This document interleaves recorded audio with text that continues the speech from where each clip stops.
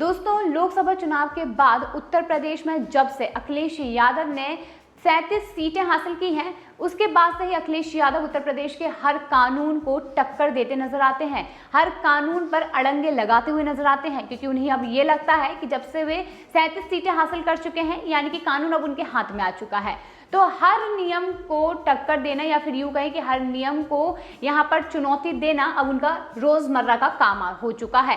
अब यहाँ पर अगर उत्तर प्रदेश सरकार कोई भी नियम लागू करती है तो उसमें अड़ंगे जरूर नजर आएंगे। जी हाँ, उत्तर प्रदेश में एक नया नियामक लागू किया गया है, जिसके तहत शिक्षकों को ये कहा गया कि वो डिजिटल रूप से हाजिरी लगाएं।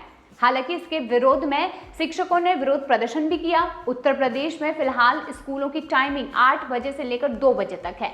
हालांकि भाजपा सरकार ने आदेश जारी किया कि शिक्षकों को 1:45 बजे हाजिरी बनानी पड़ेगी। अब आदेश को मॉडिफाई करके ये कहा गया है कि शिक्षकों को आधे घंटे का अतिरिक्त समय दिया जाएगा। शिक्षकों को इस तरह से ये वैकल्पिक व्यवस्था दी गई है, जिसके तहत वो 8:30 बजे तक अटेंडेंस बना सकते हैं, लेकिन उन्हें सफाई देनी पड़ेगी कि वो क्यों देर से आए हैं। उम्मीद है कि इसके बाद शिक्षकों का विरोध प्रदर्शन कम होगा। प्रेरणा पोर्टल के तहत डिजिटल रजिस्टर की व्यवस्था की गई है। वहीं उत्तर प्रदेश में शिक्षकों की अनुपस्थिति के कारण शिक्षा व्यवस्था प्रभावित हो रही थी। शिक्षकों के देर से आने पर उनका वेतन काटे जाने की व्यवस्था भी की गई थी। अगर 8 जुलाई 2024 की बात करें तो उस दिन 6 लाख शिक्षकों में से मात्र 2% ने रजिस्टर में अपनी उपस्थिति दर्ज कराई थी। केवल 16,015 शिक्षकों ने अटेंडेंस बनाया था। 75 में से 14 जिलों में 100% लोगों ने इसका बहिष्कार किया। शाहजहांपुर, पीलीभीत और संत कबीर नगर इन्हीं जिलों में से एक हैं।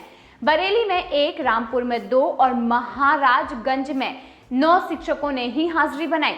वहीं कई शिक्षकों ने हाथ पर काली पट्टी बांधकर ड्यूटी की थी। भाजपा के विधान पार्षद बाबूलाल तिवारी ने खुद सीएम योगी आदित्यनाथ से मिलकर इस संबंध में सूचनाओं को साझा किया। हाजिरी के लिए शिक्षकों के चेहरे पर आधारित सिस्टम भी की गई थी, लेकिन बताते चलें कि इसका भी विरोध यहां पर किया गया। अखिलेश यादव ने वोट बैंक को देखकर प्रदर्शनकारी शिक्षकों को समर्थन देना शुरू कर दिया। उन्हें यह समझ आया कि हमारा वोट बैंक ज्यादा रहा है, तो हम अगर यहाँ पर इनका समर्थन करेंगे तो यहाँ से भी हमें ज्यादा तादाद में लोग समर्थन करेंगे। इससे इतिहास की भी याद आ जाती है, जब भाजपा सरकार में ही कल्याण सिंह के मुख्यमंत्री रहते हुए नकल विरोधी कानून 1952 में पारित किया गया था। उस समय राजनाथ सिंह उत्तर प्रदेश के शिक्षा मंत्री हुआ करते थे और इस कानून के तहत पुलिस को परीक्षा केंद्रों में घुसकर जांच व फिर कार्यवाही करने की अनुमति दी गई, लेकिन मुलायम सिंह यादव ने इसका फायदा उठाया और इस दौरान 17% छात्र छात्राओं ने परीक्षा ही छोड़ दी थी। 1994 में मुलायम सिंह यादव ने सरकार बनते ही अपने पहले निर्णयों में से इस कानून को रद्द किया। अब अखिलेश यादव उसी तरह की राजनीति करते हुए नजर आ रहे हैं कि जहां पर उनकी बात समझ आ जाए वहीं अपनी राजनीति जमा दो, यानी कि शिक्षकों पर राजनीति अखिलेश यादव कर रहे हैं।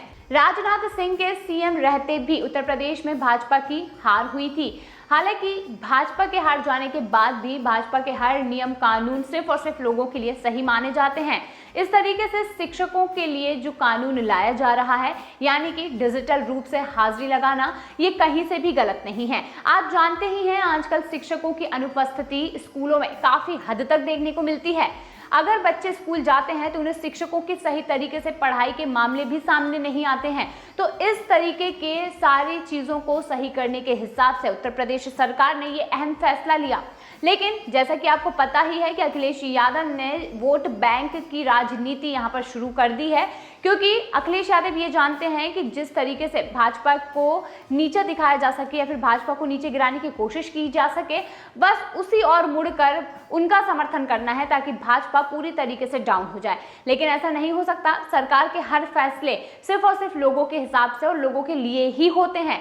तो जो हाजिरी लगाने वाला नियम है वो पूरी तरीके से यहाँ पर सही साबित होता है और उत्तर प्रदेश सरकार यानी कि योगी आदित्यनाथ सरकार इस फैसले पर मोहर लगा चुकी है और ये फैसला बिल्कुल सही भी माना जाता है। हालांकि अखिलेश यादव अपनी राजनीति को करते रहेंगे और अपनी राजनीति से एक के बाद एक से बयान देते रहेंगे, जिससे कि उन्हें ये साबित जरूर करना पड़े कि उन्होंने उत्तर प्रदेश में उनकी सरकार बनाने की पूरी कोशिश की है और वोट बैंक अपना बढ़ा लिया है।